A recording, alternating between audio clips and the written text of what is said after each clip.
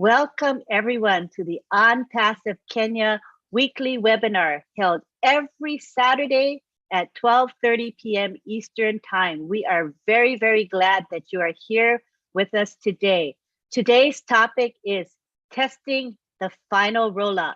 And this topic has been suggested to us by our very own CEO, Ash Mufara. So we hope that you will gain knowledge from this topic today. It is a very important one. And today we are going to begin with our OTech pros who are going to be speaking on this topic. The first speaker we have today is Collins, and he is going to give an overview of testing and the testing process. Take it away, Collins. Thank you, everyone. I just want to greet all the panelists. We appreciate you and also the attendees and those who are also watching online.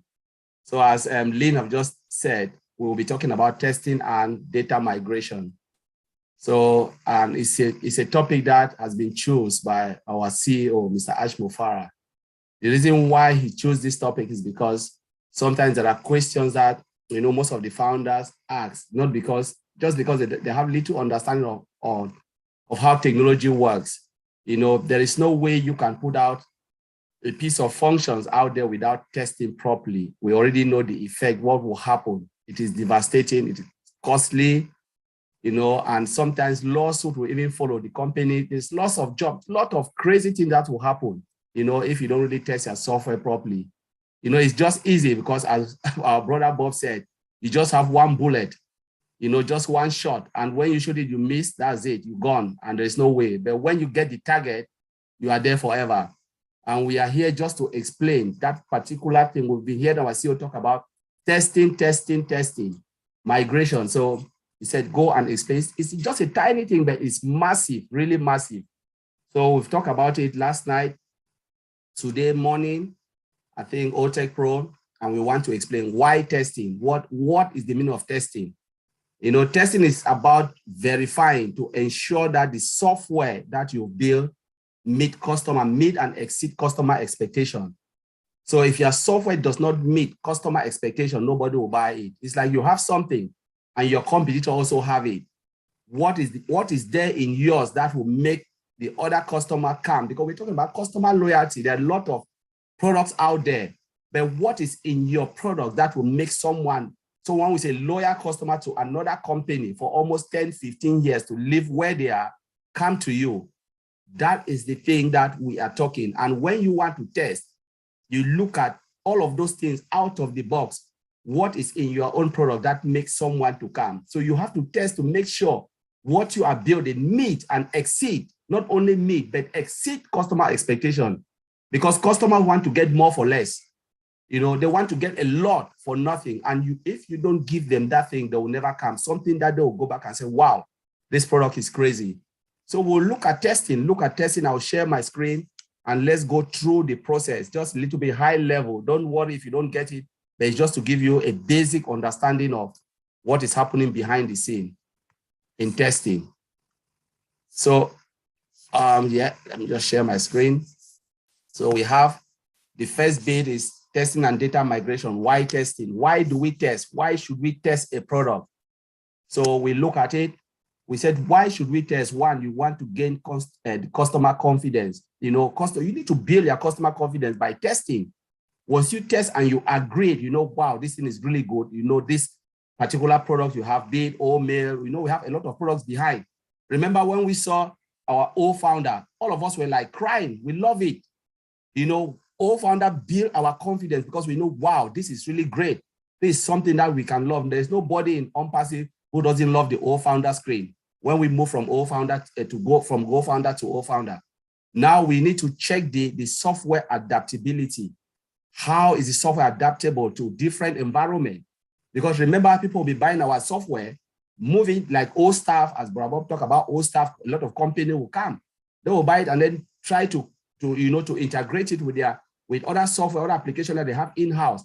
How is it adaptable to that environment? How can you configure it? How can you integrate it to something that is out of OnPassive? So you need to check all of that to make sure we have it. You can use it conveniently, and smoothly as possible to identify errors. That's one of the things.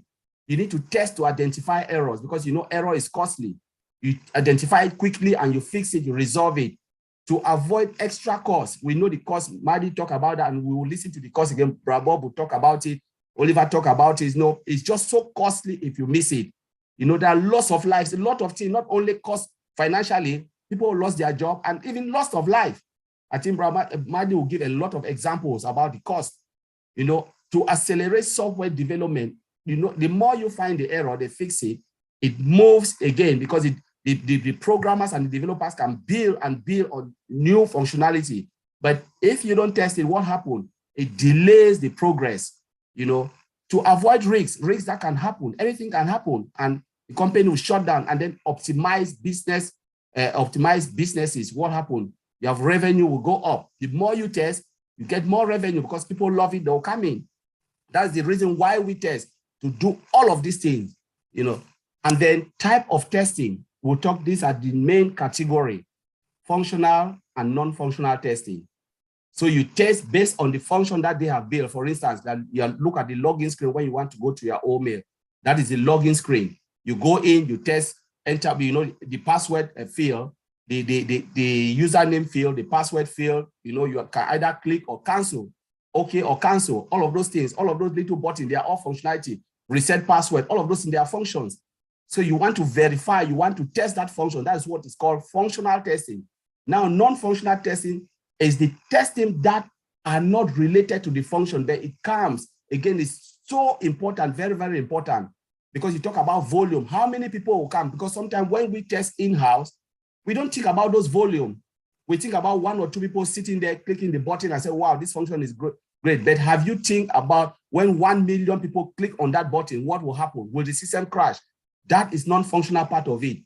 You know, the speed is non-functional part of it. How fast customer can go into that site and get the information that they want and then go do their job easily. That is non-functional part. How easy portability? How can you transfer it from one place to the other? Can you put it on a USB and transfer? That is the portability side. Security, that brother will talk about security.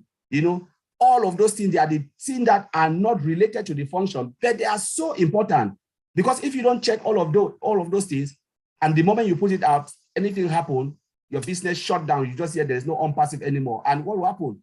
All of us founders will cry. Now, so within this particular part again, we have 2 main categories again in type of testing. You have static and dynamic. Static is about reviewing all those code and look at all of those things, documentation, what, you know, the values that you have to enter. And then dynamic is when the system is running, you know, the system is running and then you have to test. And then within functional testing, you have different types. Unit testing that is conducted by the developers. You know, you have functional testing when they build the system testing, when they build the system and you have to test the system like OMail, you test it.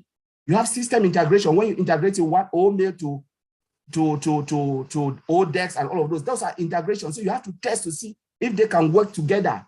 You know, you have, you know, when you find an issue, you fix it, you have to retest again. Once you retest, what happens? You have to check other components because the moment you test, for instance, I send an information to Brother Oliver. Just say, bro, me, I'm a software. Brother Bob is a software. Brother Oliver, Brother Vincent, all of us are software. They change something in me. They need to tell Brother Oliver that or Brother Bob that they have changed something because computer don't have sense like human being. They just react based on the information you give them. You have to go and tell Brother Oliver that, oh, Collins is sitting there. When the information comes, Collins now, the name Collins is not Collins again, is Vincent or something. You tell Brother Bob that the information coming is Vincent, not Collins. You have to go and tell them. So when the information comes, they can receive it. Or if you don't tell them, they will reject it or say, we don't know this person like a foreign body. That's how computer behave. You know, everything you do, you have to tell. So for instance, you change something and developer can forget to check, it breaks everything. You have to go and retest. So when you retest, you discover, they call it regression to verify that the software have not moved from when it was working and then failed. Though I have test Collins is working, but I have to test Vincent, I have to test Brother Oliver, test to make sure all the information are working correctly. And then you have to do all of those tests. There are lot we can go. They are just moving part testing, you know, and you have to talk about smoke testing, sanity testing. It's just about checking all the application. Then now let's look at the life cycle of testing. We call this agile software life cycle. That's what we are working, sprint, you know. Now they give you a piece of functions. That's called it understanding the features. The QA team need to understand the features that are there to be tested. You know, they have to write a test case. What is a test case? A test case is a set of input values. So you input information, for instance, username, password, click, and then expected result. What are you expecting? The system must log you in or should log you into that system. When I enter this information, and then there's a precondition, provided that information is in the database, log me in. If the information is not in the database, come with a user-friendly information and say, this information does not exist. Because code doesn't understand that, they'll give you like a crazy error. So you have to tell them that we don't want that crazy code error. Just come with a friendly and on a language that everybody can understand. Give me a user-friendly language. This doesn't exist. And a lot of times we've seen that people go and try to create an account, and then they said, wow, the account doesn't exist. Those are user-friendly information to tell you that go and verify or go and do it again. And then that's test case. Test case is a set of input value and an expected result. And then from there, when you write all of those during that time, and when the software is ready, then you have to use it to test. They call it test execution. You execute all those test cases, means running it now dynamically, testing everything as it is. And then they can release it to the environment if it is good. And if there's any defect, they can fix it and then move it to the next sprint. And we talked about sprint last time, sprint. Now, the same thing here is just the same software development, software test lifecycle, STLC, where you analyze requirement, you write your test plan, you write test case, we already understand what the test case, you prepare your test environment, because there are different test environment. You have the developer environment where they build the code, they do everything, they test, they do their unit testing, they move into test environment where the QA team test, they move it to another environment which is closer to the live environment. They test, and then they move it now to where we are seeing now in our back office, where we do beta testing, because beta testing is just one of the tests. But what we are saying here is alpha testing. All the tests I'm saying is alpha, doing in the alpha testing is tests that they do within the company, what the guys in Hyderabad are doing. So when they come out, what we'll do is just beta testing, but they go through all of this process. And why we are doing this, just for us to appreciate those guys who are doing the wonderful job for the company on our behalf. So I'll just leave it there until Lynn, and you take it. Thank you very much.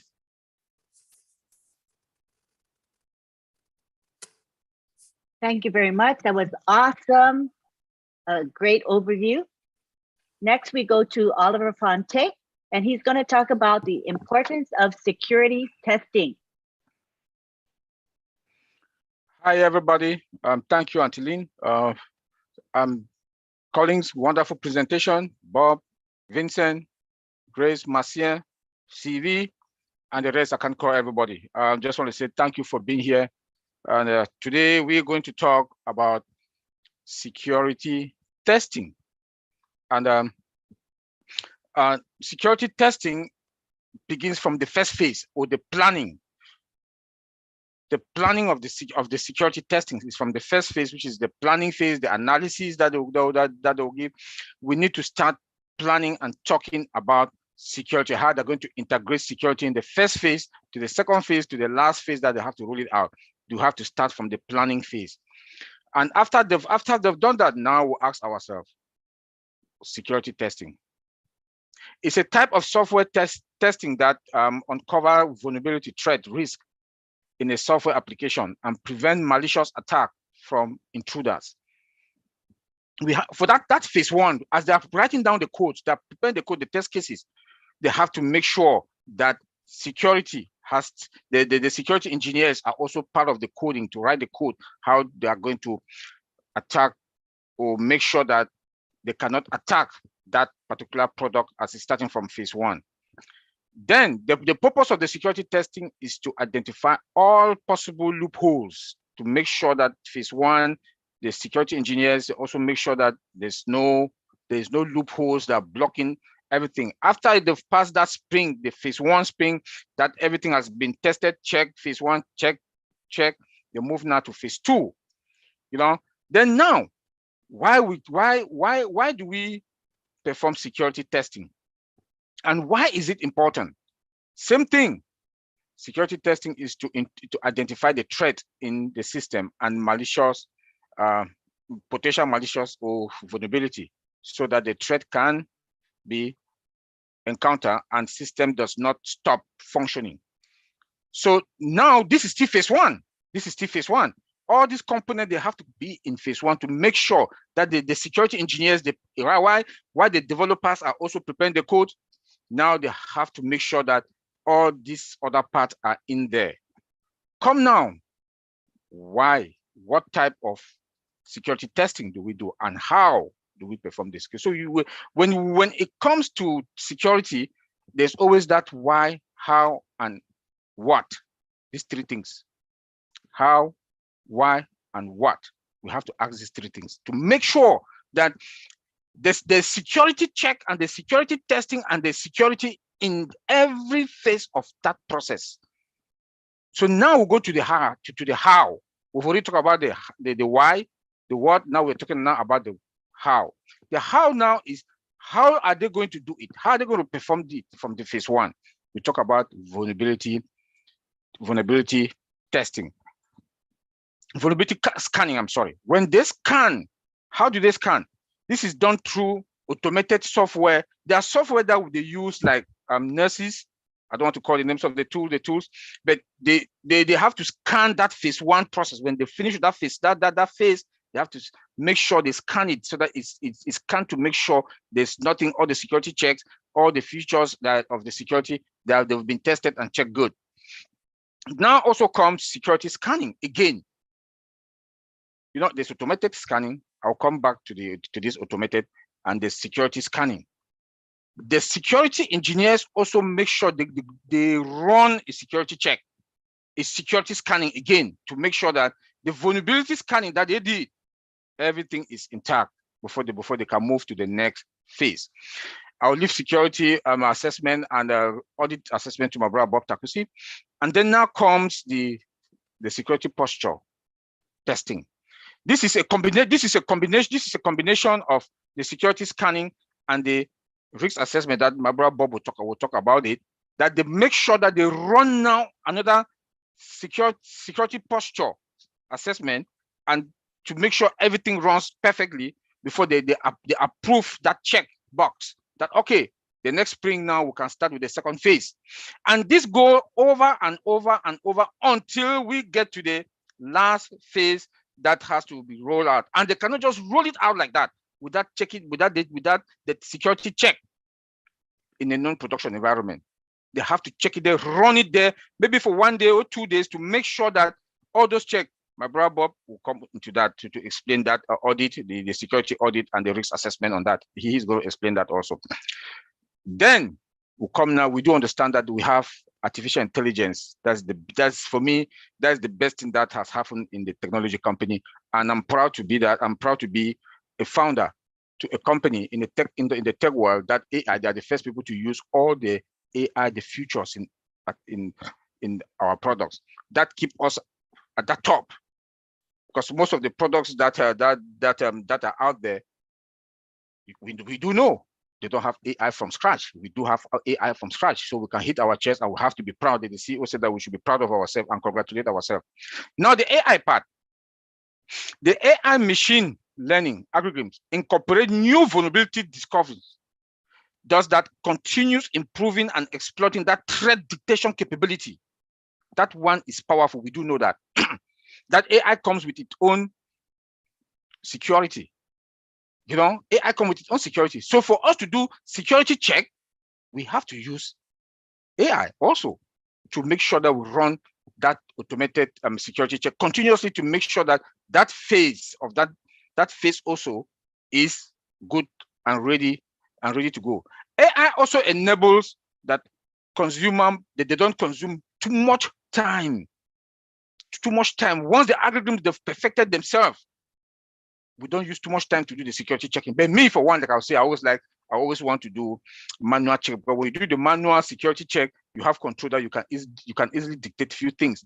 Though it consumes too much time, but AI help to that we should not consume too much time. AI help that we should not consume too much time. But from the beginning, I think we should do both. Why the AI algorithms, they are setting themselves, studying the whole environment to make sure that, hey, this is going to be a perfect one. Now come the manual penetration testing. it goes through five phases. The 5 phases that it goes through, and they do the pen test, which is also manual. Like I just said, that I prefer the manual pen test because they hack the system, they hack the system from the networking to the application to the WAF, which is web application, the Wi-Fi. I mean the firewalls. I'm sorry, the firewalls. They also have to check. Security check has to go through all of them, from the networking, the software application, and the WAF, which is the web application firewalls. They also have to check everything. The security check has to go through, so that we should make sure that our system, before they roll it out, we've gone through all those checks. And the guys in Hyderabad, let me say it again, they've done a wonderful job with the CEO, with our CEO, for them to go through all this, and with AI and integration and automation. And they've used less than 4 years to come out with the amount of products that we do have now. Is this is something that has never been done. We know one product is out there, they use more than 4 years, and it's still not perfect, it's still not good, you know. So we are in a very better place, a very good place, that our CEO is not only an IT person, he is IT, he is a marketer, and he is everything, and his eyes are on the security, and his eyes are on every phase of this product as they're moving through their various the various process. I will leave it there, Antiline. Thank you. Thank you very much. That was brief, but also very clear information. Thank you very much. Next, we go on to Vincent Ete, who is going to be speaking on the topic of data migration. Hi, thank you, Antiline. And then thank you for wonderful presentation by my brother Collins and my brother Oliver. And thanks also my brother Bob to be here. We thanks also all the participants. Without forget, thanks to Marcian, Sylvie, Janita, Abraham, Mama Grace. Thanks for everyone. So I would like to start this data migration. So first of all, the first question I will ask for the data migration is to ask, what is a data migration? So the data migration is a process. It's a process of migrating from one system to another system. So known as a data migration. So this is how the data migration works. But some people may say, oh, it's very easy. It's easy. You take like one pen and then you move it to another area. No, it's not like that. We need so many things happen during the data migration. We need to do so many things before we start the process. We cannot move it like I take my pen here and then I put it to another desk. No. It's different scenario, different thing need happen, and different thing happen in the background before we do the data migration. So the data migration, we have a different type of data migration. We have a storage migration, we have a database migration, application migration. We have also a business process migration and a data center migration. So in here, I think this week, I know most people hear about our CEO talk about moving our data from AWS cloud to our own data center. So this is a process of moving the data. So that migration from one area to another, we need to carry on so many steps before we can get there. So first of all, I will try to explain to people what is a data center, because data center, we mentioned about data center many times, but most people, they don't get it. The data center is where we keep to our business critical, like application and data. So a data center is a real world. It's not a virtual. It's a physical location where we put all IT equipment or IT technologies in a room. So it's like everything in IT we use it, we put in one room. So this is what they call it a data center, because everything in IT, the equipment, it could be cable, it could be their data, even email storage, application, everything's in there. So this is what the whole thing, we call it a data center. So to do the migration from the data center, the first thing we need to think about, identify the data format, the location, and also the sensitivity. So this is thing we need to carry on before we start the data migration. We need to identify where we are migrating. We need also to find out what are the formats currently in, and also where it lives, and also what format it should be in the post-migration. So during the pre-planning process, we may spot potential risk. So we need to find out this risk before we start the migration, because the pre-planning step can save you making like critical error during the actual progress plan. So this step, we use it to make sure that we can find out all the risk, all the potential issues before we start the planning process, so that we can save us time and time and money also before we start it.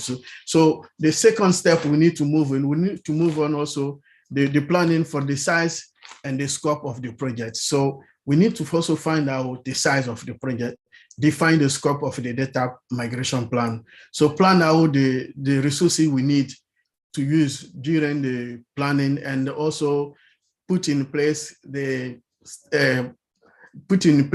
realistic budget so that we can work according to the plan. So also we have to conduct a flexible time, like the time frame we use it to conduct the migration, whether we need a weekend or maybe evening. So we need to think planning all this time before we start the migration. So if the time scope, so then we can do it, or maybe we can do it normal business hours. We can have to think also of a downtime, the downtime we needed to execute the business plan. So we need also to think about trying to do something and then avoid interrupting the business. So all this we need to put in a plan. This is part of the planning before we can start and then once we have put in all this in plan, whether it could be maybe the migration can take place after hours or after a weekend, or avoid interrupting the business, we have also to communicate the business to stakeholders, all the customers, about the timelines and also the potential downtime. If we have like last time we did our migration, we say we have downtime between 2 and 3. So this will be a downtime. The customer cannot go into the website. So all this need to be planned, and then communicate out to the people, our customers, stakeholders. All people should be aware of that. And then once this is done, we go to the backup. So the backup is also one of the important steps, because we need to take the backup before we start the migration plan. So once we have a proper backup put in place, if anything happens, because it's a system, is IT, anything can happen. We could have an error in the system. We could have maybe some incomplete system, missing files, missing application. So this is the reason why we need a backup that before we start everything. So when anything happens, we can have it. Or maybe we can also back up the system to the cloud. So once the application or our backup is in the cloud, also is another safest way to starting the migration plan. So, and then once this is done after the backup, we need also to assess the staff ability and also the tools we need to use for the migration. So we check the staff, if our staff have the required skill to do the job, or they need more help from outside third company to come in to support for the migration. And then also, once this one is defined, we need also to find out the migration tool in place. Do we have the right tool to do the job? And then if we need different tools, all the tools we need to do it, we make sure that we get those tools, we get all this we need, and then we can starting the execution of the project. Once we assess everything, we can start the execution. So that to start the execution of the project, we need to make sure and ensure that all the staff will be involved for the execution. They have the right permission to allow the successful data migration. Also to extract all the data migrating to the target from the switch system. So all this need to be taken in place. So we have to make sure that we have everything. And also part of the migration execution, we also do the monitor. So we monitor the system so that during the process, we can identify or resolve any problem that arise. So during the process, this is something we need to have a close eyes to make sure that everything works smoothly as we expected. So once the migration is executed, always we have a two result. We could have a failed migration, and then if the migration fail, we should not panic. We can still roll back, and then we can get the system back to the way it used before we start the migration. So we don't have to panic. Everything could be done smoothly as the way we start the project, roll it back, and then we sort it. But only thing when it fail is waste of time and resources. That's the bad thing. But in good situation, when you have a successful result, it's good. And then what we need to do the testing of the final system. So we go back to check that if everything is done, we check also the connectivity for the social system, and then the destination system. We check all the network connectivity, everything works perfect, everything is fine. We verify all the target system. And then the goal of the migration is to make sure that everything is correct, secure, and also in the proper location.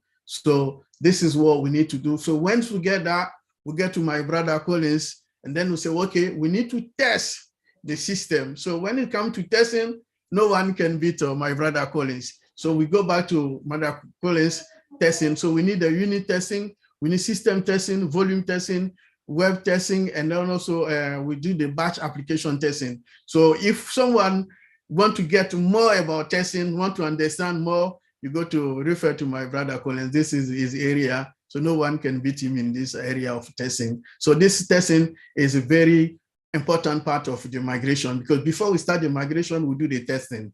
So once we finish the migration, we carry out another testing to make sure that the system is working as expected before we start the migration. So this is why we say the testing is very important part of the data migration. And then once we finish that, everything, we are happy with the testing, successful testing, we follow up, and then the maintenance of the data migration. So we keep going on the maintenance put in place, like the backup, the system vulnerability, all the system put in place before we start the data. We make sure that everything is working. We check all the software system, all the application, all the database, if everything is working fine. So in that case, we start all the checking also. If anything has failed, again, you don't have to panic. If any file or database or any application, you don't have to panic. We have a backup in place. We can use the backup to restore the system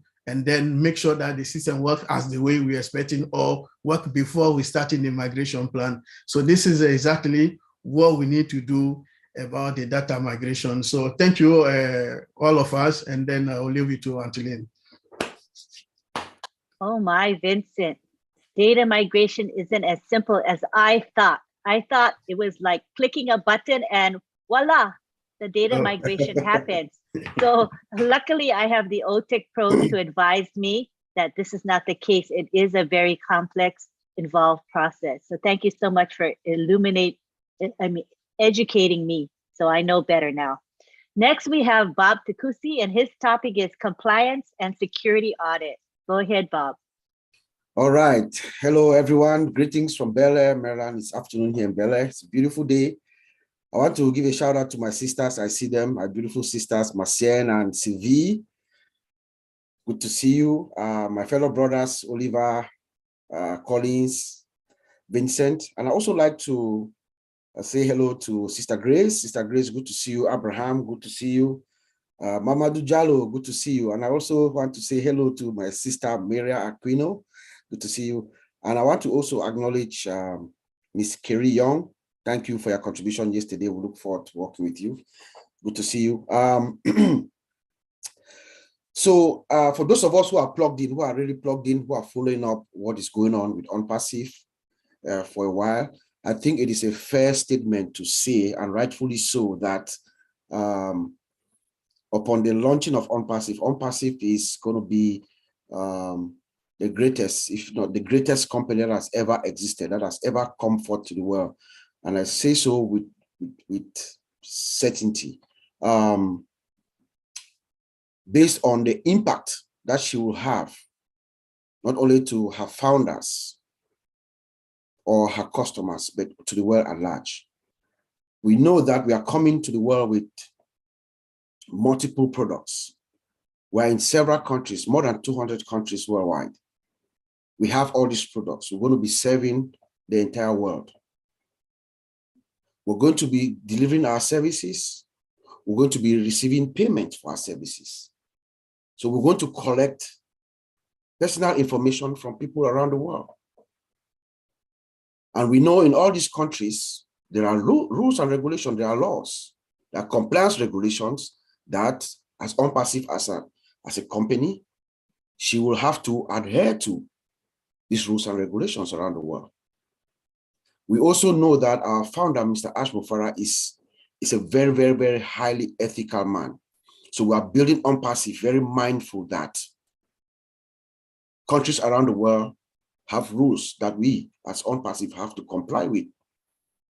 So I can remember that Mr. Ash about a year ago told us that there are, I believe there are two of the biggest law firms in the United States.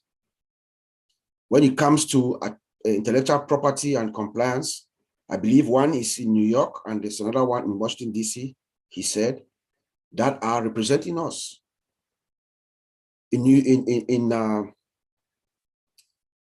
DC, of course, I live in the Washington, DC area. We know K Street, that's where you have those high rises with those high power areas. So when he talked about it, that's what my mind went to. In India, I believe the biggest and the best law firm is also representing OnPassive to make sure we adhere to the rules and regulations around the world. We also have associate lawyers and firms around the world, 200 plus countries, making sure that OnPassive is compliant. That is a very, very, very, very, very good thing for us as we begin our march towards exposing ourselves to the world. But we know that a lot of companies that are online right now, a lot of businesses have issues. They face certain issues online: money laundering, cybercrime, corruption, trafficking. These are some of the illegal activities that go online and could actually render some companies or create problems for some companies. You know, when you are not fully adhering to rules and laws and building your systems to make sure that these laws are integrated as part of your system as you build them, you can run into problems and you can run into fines and you can run into reputational harm, reputational damage.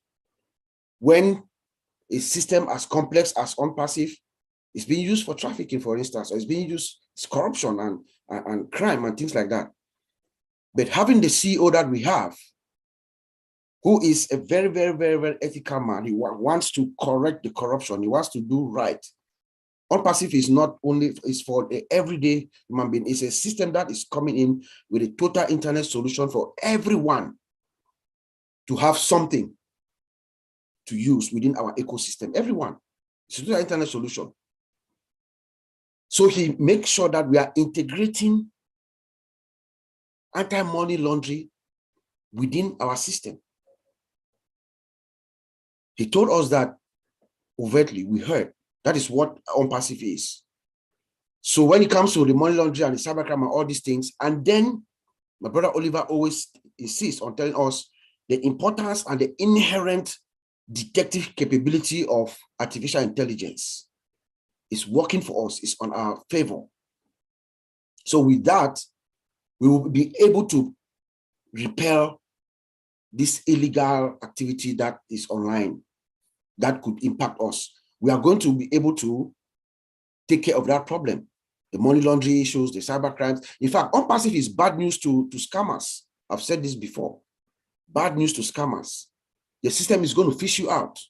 They'll fish you out, target your IP address, they pick up your IP address, they blacklist you. You'll never be able to come into our ecosystem.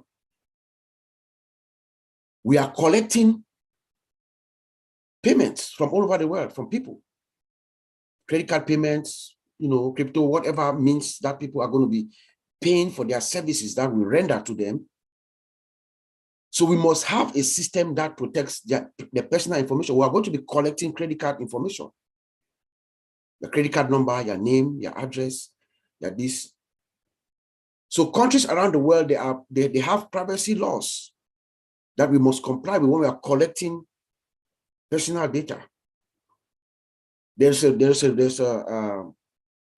framework called Payment Card PCI DSS, Payment Card Industry Data Security Standard Compliance. You know, where banks and merchants and companies that processing credit card, they came together and then they formed a council and they created I think it was in 2006, they created setting about 10 security controls that you must have if your system is collecting credit card information, that you must have those controls. So we are building, as we are testing our system, as we're talking about testing, we are building our systems. We are testing the system to make sure we meet this PCI DSS compliance, because at some point they're going to come and do an audit. And once that audit is done, then they'll give us an attestation, something they call attestation of compliance. That helps us also for our, we talked about digital trust a while ago, for customers to, or Colin Stock told us here about confidence. Customers to have confidence in our system, that as they're coming in, they're using our system, they're buying services, products and services from us, we're collecting their personal information, their credit card data, it is being protected. That is what this does for us. And as we're testing our system, we're making sure these controls that are required in this Payment Card Industry Data Security Standard are being complied with. There's also another standard, another certification called the SOC report, System Organization Controls. It also has a name called SSAE 18, you know, where to assist us to also garner this digital trust that we sought for, because the primary objective of every IT industry company is to obtain digital trust. To get that,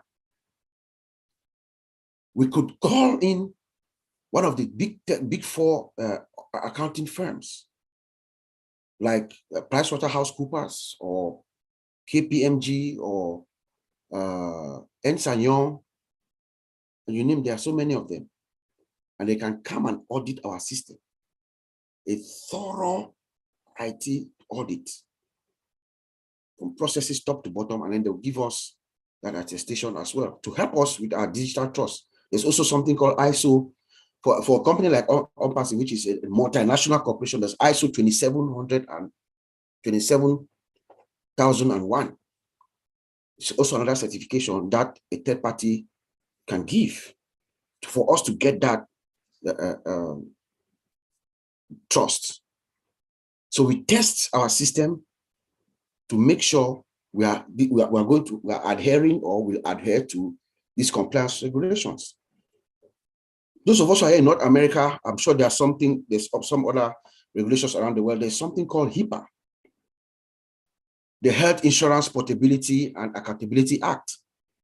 We know there are two titles there. Most people don't know. The second title talks about protecting the health information of the customers, of the patient, PHI, protected health information. So the HIPAA has actually stipulated some controls too that must be in place.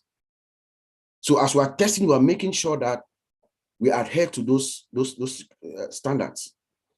Unpassive is going to be used at, I don't know which hospital is not going to use Unpassive products. Her own staff, for instance, or even our OChat. OChat is a product that companies are going to use to integrate in their system, you know. So OChat also collects information from customers. So we must make sure that as they're collecting this personal protected health information, our system has that capability, those controls to protect them. So we are testing in each phase that we test this provision to make sure that they are not broken, that they are still intact as we move along. And then, of course, we have privacy regulations. In Europe, my friends in Europe, Grace is in Germany, Collins and Vincent and all our European friends, there's something called Gdpr, the General Data Protection Regulation. Privacy is very, very, very important in Europe. My friends here will tell you. Privacy. Even the personal email address of Grace, according to GDPR, is considered personal data. So any system like ours on passive, it doesn't matter where you are. Yes, we are registered in Florida, in Delaware, in the United States. We are in India. So long as you're collecting European information, you must adhere to the general data protection regulation standards. There are severe, I think it's like 10%.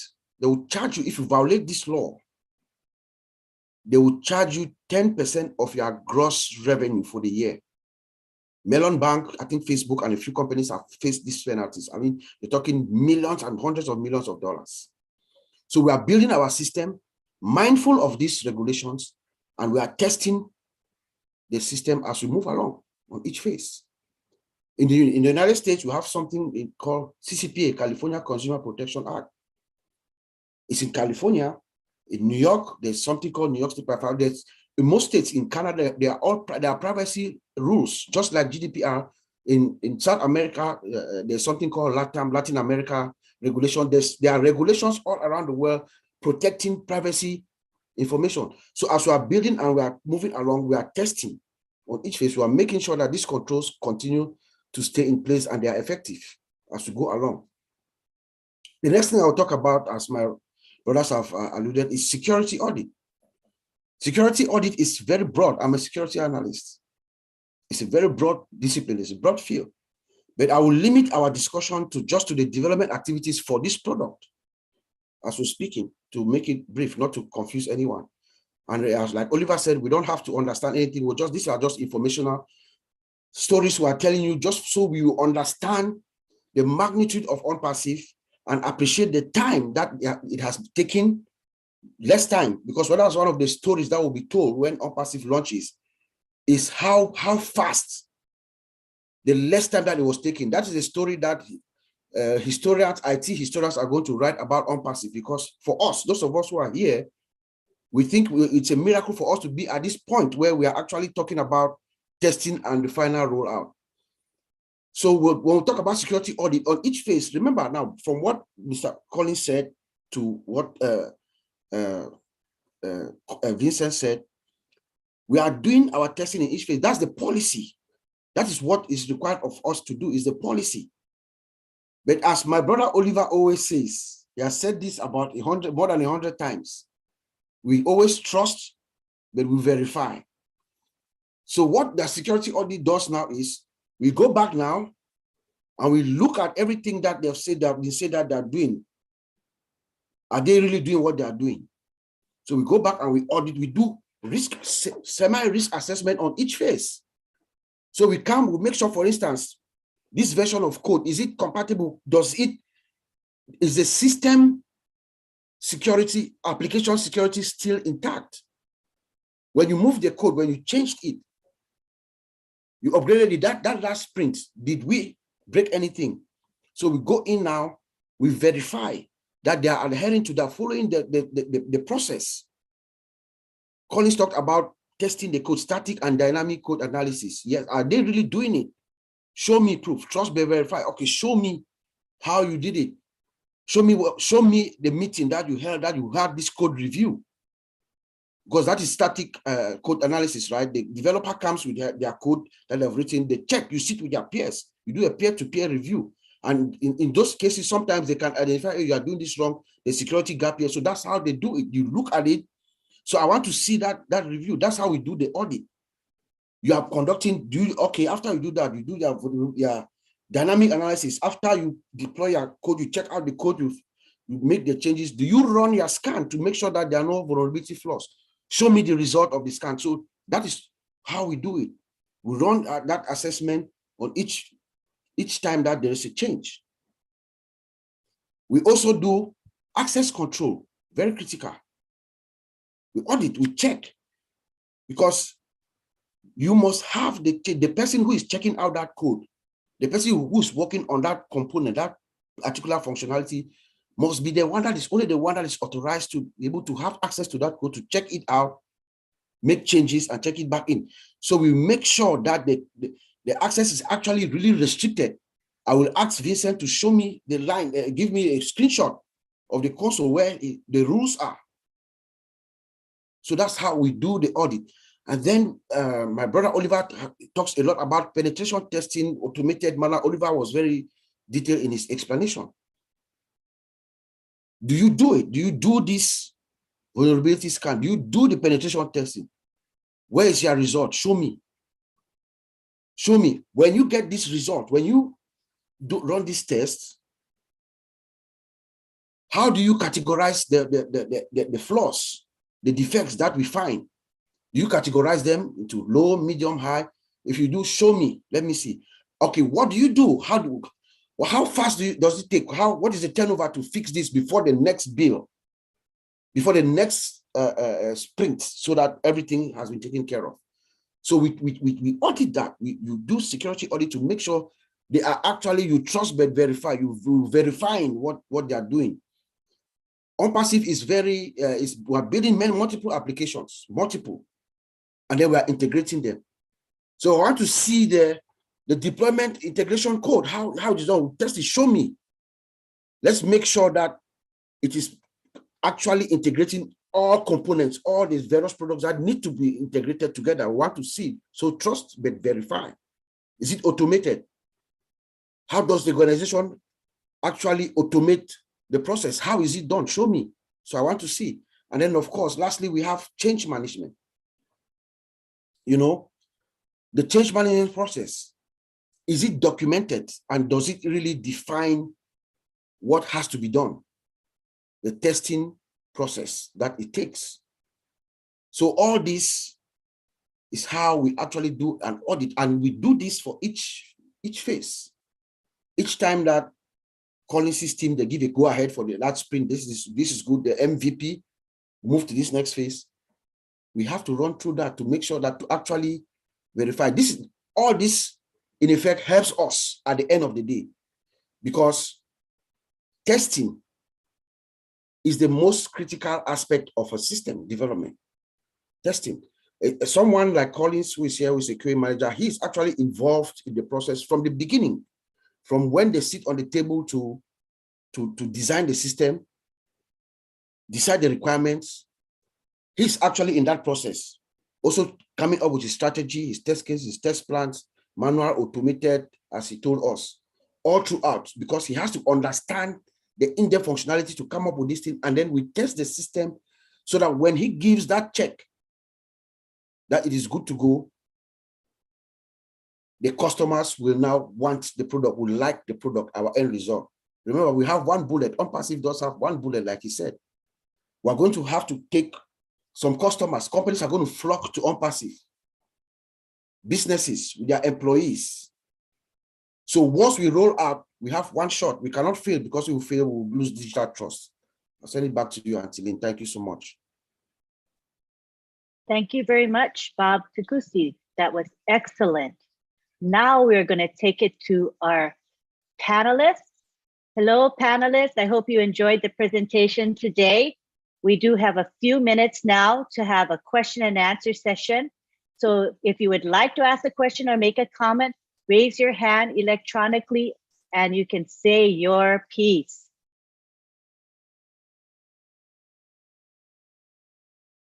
Don't be shy. We prefer your questions be related to the topic at hand, which is testing. Does anybody have any comments or questions on the topic? I would like to allow Kiri Young just to say hi to us. Wanted to introduce the community to, I'm sorry, I said her name wrong. Kari, her name is Kari Young. And I want to let you know that she has an MBA in technology management, and she has a background in networking and IT project management. And we're glad to have met her. We just met her last night on the Friday Night Live webinar, and we were so happy to have met her.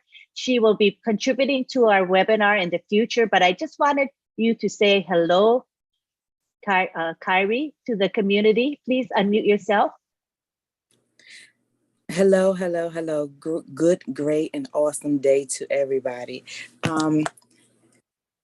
Oh my goodness. The OTech pros, I want to say thank you. I felt like I was at work in one of the board meetings dealing with change management, vulnerability management, and IT security, IT security. So I was over here just smiling. I realized this is talking about testing.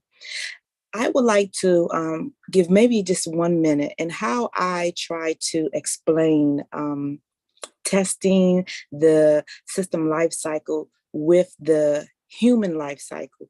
Right now that Mr. Ashmufar was impregnated with a wonderful idea, which is called the data center. The data center has so many phases to go through, just like a woman has so many months and phases to go through. And testing is one of the most important phases, as Mr. Bob said. But when a mother is pregnant, she goes through all of these various testing phases to make sure that her child is what? Healthy and strong. With this data center, Mr. Ashmufar wants a healthy, strong, and robust data center that can conquer so many. So he has IT security professionals, ethical hackers, system engineers, as well as operation management engineers to go through and keep punching and punching and punching away to try to break it. But when they are not successful, and that's called penetration management, and when they're not successful, then he can go on to the next phase and starting to birth this baby, which is the data center. But before all of that can be done, the testing is mandatory. No parent wants to have a premature baby. Not at all. And Mr. Ashmufar doesn't want to have a premature data center. If so, then what will happen? What will happen is once the data center is live and is born, we must go through all of these testings. And that's never healthy with a healthy security posture. So if a mother births the baby premature, she already knows that it's going to be a long haul and stressful for that baby. And parents do not want that. So as Mr. Ashmufar said, I'd rather carry it a little longer until the baby is born successfully and robust. So I hope for the everyday layperson that is not tech savvy can understand it that way. And no parent wants to have a premature baby. We rather just keep going and going and going until the baby is ready to be born, nice and healthy. I want to say thank you all for everything. You have a wonderful and blessed day. Thank you, Kari. I like the metaphor of the baby. It's very clear to the layperson. Thank you so much. And we look forward to having your contribution as an ongoing thing with OTech Pros. Thank you again. Abraham Paosi, come on down and ask your question. Good to see you here, Abraham. Good to see you also, Lynn. Thank you very much to you and all my Tech Pro brothers. They are our specialists. I don't have that capacity to congratulate them because, for me to congratulate them, I need to know better than them and then test them and understand that they've been up to the task. Can I afford that? I cannot. So I will not congratulate them. I would rather express my gratitude to all of them. To all of them. I've learned a lot, but what I have learned, Lynn, is in no way related to technology. What have I learned? That in this family, 4 brothers and a sister can come together, coordinate, share the different tasks, make a presentation that is of very high standard. This is a model. And I think that we can, from this model, we can copy and then apply it in I would say, other fields or other domains. It can be development, it can be project management, because we know we're not only here to make money, but we're here to develop our communities. I think that this model, something like this, can be shaped, framed, and then maybe presented, so that when we go back to our communities with our apples, we would have learned a way of working together as a team. Because at the end of the day, it's not who has made it, who has made the greatest contribution, who has made the richest contribution, who is the most brilliant, who has made the most, the most donation. No. But at the end of the day, what are we taking out? Something rich, something of value. So thank you very much for the originality of this framework, and congratulations once again to all our brothers. Thank you very much, Lynn. Thank you, Abraham. That was beautifully expressed, and we appreciate your gratitude and your acknowledgement. It means a lot to all of us. Thank you so much. Do we have any more? Oh, I see. We've got Sylvie Wanji, who would like to say a few words. Welcome, Sylvie. Wow. This is a mind blowing. Lynn, you and the Tech Pro and Maddie, you are something. I would like to take this moment to say thank you, to express my gratitude to all of you. OnPassive has everything. Thank you, Tech Pro, for enlightening us. Today, I can talk about technology.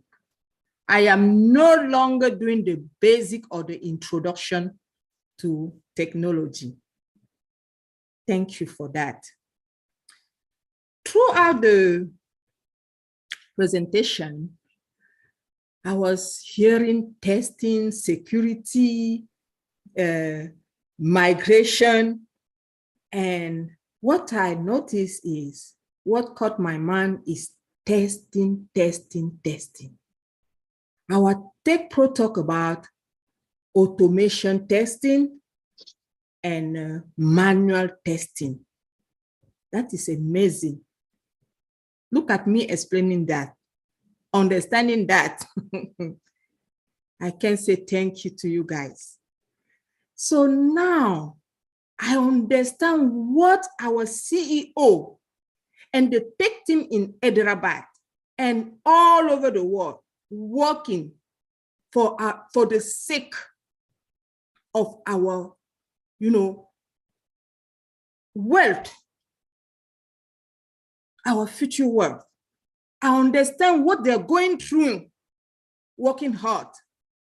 So now, as a founder, since all of you have a task, what is our role? What is you as professional or our CEO expect from the founders? What can we do as founder? What is our part to maintain the sustainability of the company? What can we do also in this task? I would like to know our contribution, so I do my part. Thank you so very much. Thank you, Sylvie. Lovely way of expressing yourself. I love that. So anybody want to reply to that? Before we commence, I want to like to say that it is 1:41 p.m. Eastern. We will need to be moving on in 4 minutes. So we will have Marcian as our last questioner. And Bob, if you can respond in a very brief manner. Thank you. Very briefly, thank you, Auntie Sylvie. I think this question was posed to our CEO directly, maybe a couple of weeks ago. And what he said was something to the effect of, we should enjoy ourselves, show gratitude, appreciate, appreciate the company, show love and compassion, and prepare yourself. For this is from me, just prepare yourself. Remember, the system is automated. Everything is all done for you. Understand how the system works, understand the product for your own for yourself, because you're going to be talking to people. You're going to be a proud founder who wants to let people know what is going on, understand the back office. But remember, it is all done, 100% automated, all done for you. Now, go forth with this wealth that you're getting and impact lives. If you want to do something for the founder, go and impact lives. Pay it forward. Thank you. Thank you. Marcian will be our last person to speak today. If you could express yourself in 1 minute. Marcian, thank you. Yeah, thank you, Auntie Lynn. And thank you to our OPROTEC. This is so amazing. I really did not have any question. I just want to let them know that we appreciate them.